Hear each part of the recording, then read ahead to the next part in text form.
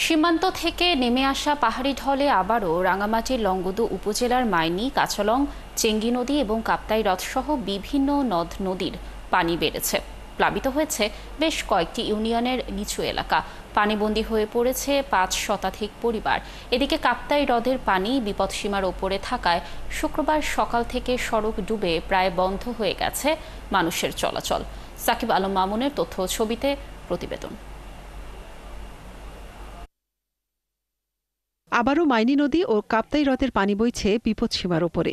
এতে এক রাতে প্রায় ২ থেকে ৩ ফুট পানি বেড়ে দ্বিতীয় দফায় প্লাবিত হয়েছে রাঙামাটির লংগদুর নিচু এলাকা। পানিবন্দী হয়ে পড়েছে ৫ শতাধিক পরিবার।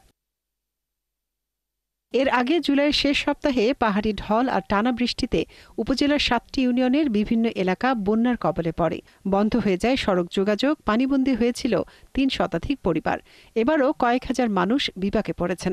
আমরা রান্না বেড়া খাইতে পারতাছি না, আমাকে খুব কষ্ট হইতেছে। ছোট বাচ্চা লইয়া খুব পানির মধ্যে বয়া রয়েছি। আমরা রাত্রে ঘুমাইলাম, সকালে উঠে যে হঠাৎ করে পানি আমাদের ঘরের ভিতরে ঢুকে গেছে, যেমন মাদ্রাসার ভিতরে পানি উঠছে।